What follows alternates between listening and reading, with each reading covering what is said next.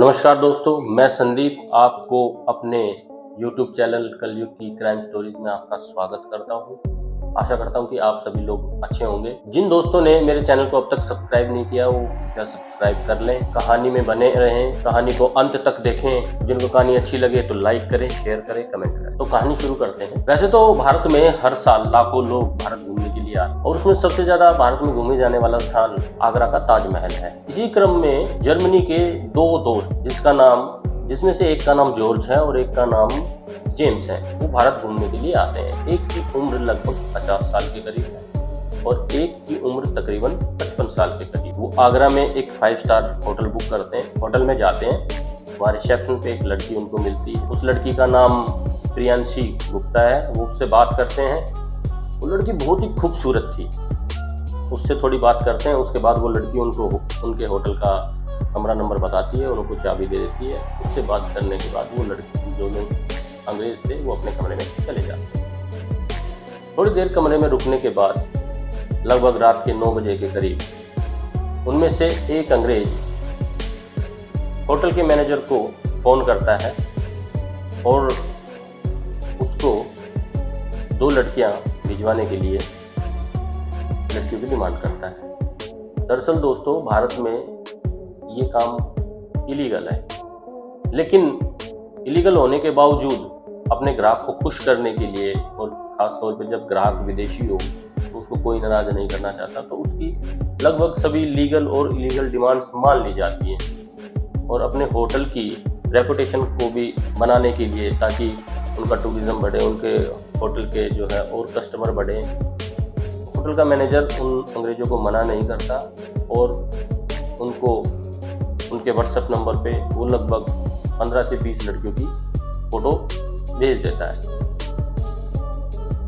दोनों अंग्रेज उन लड़कियों की फोटो को अच्छे से देखते हैं और उनमें से 2 लड़कियों को वो सेलेक्ट कर लेते हैं, जिसमें से एक का नाम काजल और एक का नाम रिया है। और दोबारा फोन करके होटल के मैनेजर को बताते हैं कि हमने ये 2 लड़कियां सेलेक्ट करी है और इनको हमारे कमरे में।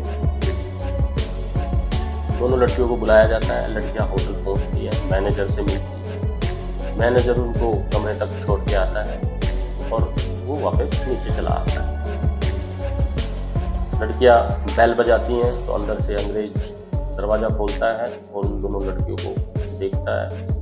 जो फोटो में दिखाई दे रही थी उससे ज़्यादा खूबसूरत वो जब सामने आई उन अंग्रेजों को, वो बहुत ज़्यादा खूबसूरत दिखाई दे रही थी। उन अंग्रेजों को देखते ही, उन लड़कियों को देखते ही उन अंग्रेजों के होश उड़ गए। उनको अंदर बुलाते हैं, उनको पानी पिलाते हैं। थोड़ी देर बाद बातें चलती रहती हैं। थोड़ी देर बाद वो डिनर के लिए ऑर्डर कर देते हैं। डिनर आ जाता है दोस्तों। चारों लोग, 2 लड़कियां और दोनों अंग्रेज डिनर करते हैं। डिनर खत्म करने के बाद उन चारों के बीच हवस का गंदा खेल चलता है। वासना का गंदा खेल खेला जाता है। पूरी रात होटल के उस कमरे में वासना का वो गंदा खेल चलता रहता है और दोनों अंग्रेजों ने उन दोनों टॉल गर्ल्स की हालत ऐसी कर दी कि उनसे अब हिला भी नहीं जा रहा था, उनसे अब उठा भी नहीं जा रहा था। सुबह होती है। सुबह पता चलता है कि उन लड़कियों की हालत बहुत ज़्यादा खराब हो चुकी है, तो उनको हॉस्पिटल एडमिट कराया जाता है। उनका इलाज चल रहा है। खैर, अभी दोनों की हालत स्थिर है। दोनों बूढ़े अंग्रेज उसी दिन पूरा दिन होटल में ही रहते हैं। फिर वो शाम को एक प्लान करते हैं। जो होटल की रिसेप्शनिस्ट है उसका नाम है प्रियांशी गुप्ता। वो बदायूं के एक छोटे से कस्बे की रहने वाली लड़की है, जिसने दिल्ली से होटल मैनेजमेंट का कोर्स किया और उसके बाद वो उस 5 स्टार होटल में काम कर रही है। वो लड़की एक ही नज़र में पसंद आ जाती है। ये दोनों दोस्त हैं। ये दोस्त, वासना इनके अंदर भरी पड़ी है, इनकी विकृत मानसिकता है। वो उस लड़की को अपने झांसे में फंसाने की कोशिश करते हैं। तो उसी के सिलसिले में दोनों एक प्लान तैयार करते हैं। वो होटल मैनेजर से बात करते हैं और कहते हैं कि हमें आगरा घूमना है, हमारे पास कोई गाइड नहीं है और अगर कोई बाहर का गाइड मिलता है तो हम उस पर ईजिली ट्रस्ट नहीं कर सकते।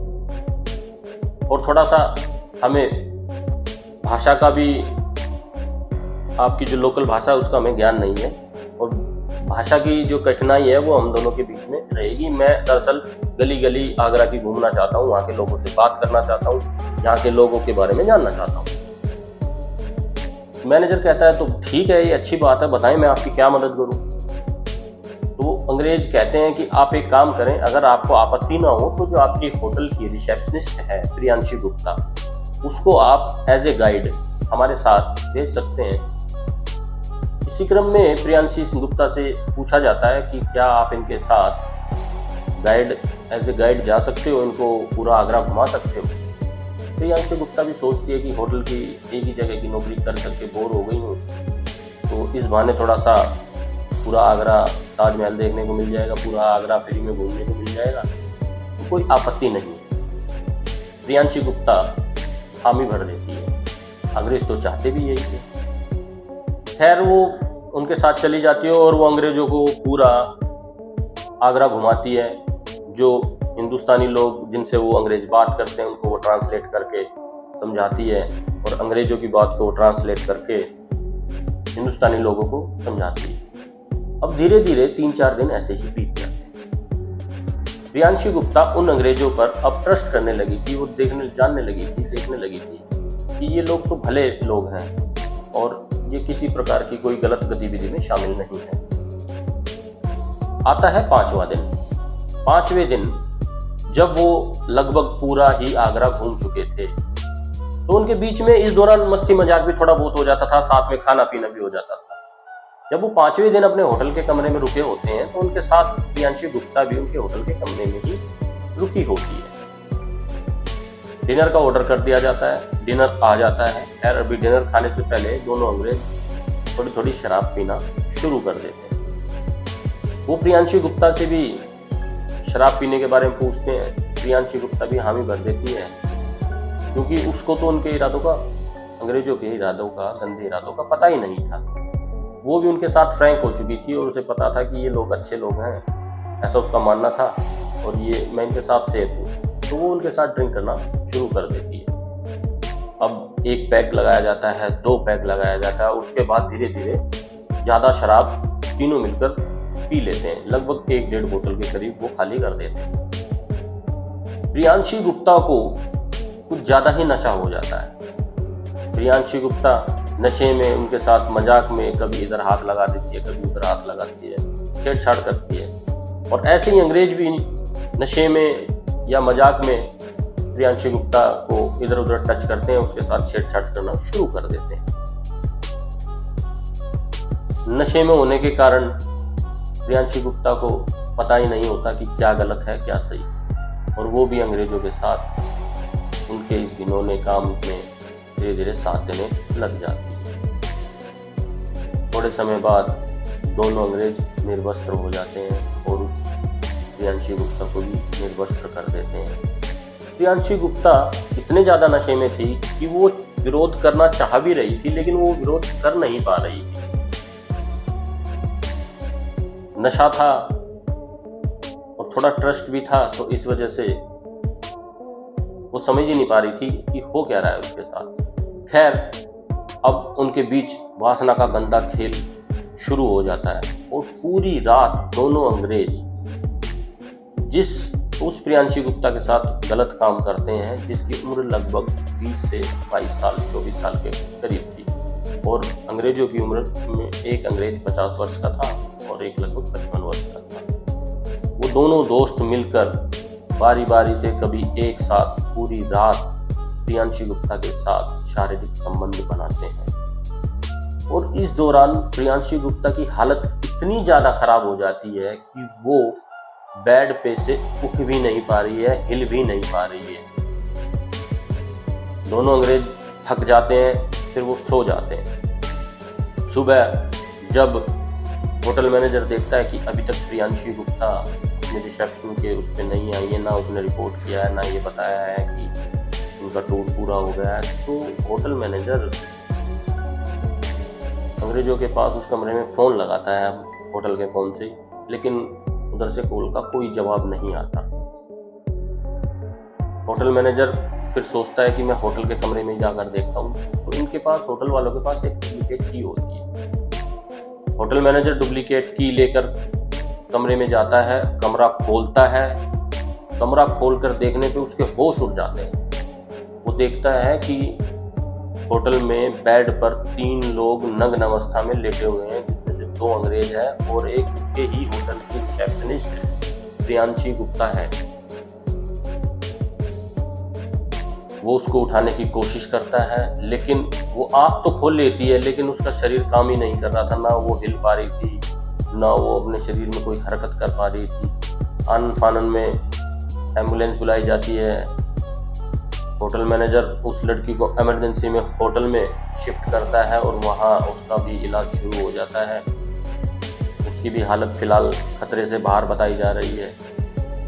तो दोस्तों, ये कहानी सुनाने का मकसद आपको ये है कि ऐसे ही किसी पर भी ट्रस्ट ना किया जाए, खासकर लड़कियां किसी पर भी ऐसे ही ट्रस्ट ना करें, क्योंकि उनकी इज्जत के साथ पूरे परिवार की इज्जत जुड़ी होती है और उनको इस तरीके से भ्रम जाल में फंसाकर फिर उनका शारीरिक शोषण किया जाता है। इसमें मेरा कहना तो ये है कि जब पहली बार अंग्रेजों ने इस इलीगल डिमांड को होटल मैनेजर के सामने रखा, तो पहले ही बार में होटल मैनेजर को इस इलीगल डिमांड को मना कर देना चाहिए था। अगर वो पहली बार में ही इस इलीगल डिमांड को मना कर देते तो प्रियांशी गुप्ता और उन 2 लड़कियां, जिनमें से एक का नाम काजल है और दूसरी का नाम रिया है, उनकी ये हालत ही नहीं होती और एक सबक मिलता, एक सीख मिलती उनको कि अगर वो भारत घूमने आए हैं तो वो एक पवित्र रूप से भारत घूमने आए, अच्छे रूप से भारत घूमने आए और ऐसे उल्टे सीधे कामों के लिए भारत में कोई जगह नहीं है। इसमें एक हल्की सी गलती उस लड़की प्रियांशी गुप्ता की भी रही, जिसने अपनी नौकरी तो समझा ही खैर, लेकिन अपने दायित्व से उसने मुंह मोड़ते हुए सोचा कि थोड़ा सा फ्री में घूमना फिरना हो जाए, जिसका उसे इतना बड़ा खामियाजा भुगतना पड़ा। और तीसरी गलती उस लड़की की ये भी रही कि उसने उन 2 अंग्रेजों पर आंख मूंद कर भरोसा कर लिया। तो दोस्तों, आपको ये कहानी कैसी लगी अपने कमेंट सेक्शन में जरूर बताएं। अपना नाम जरूर बताएं, कहां से आप इस कहानी को देख रहे हैं जरूर बताएं। और जिन्होंने अभी तक मेरा चैनल सब्सक्राइब नहीं किया है तो प्लीज सब्सक्राइब कर लें, लाइक करें, कमेंट करें, शेयर करें। थैंक यू, धन्यवाद। जय हिंद, जय भारत।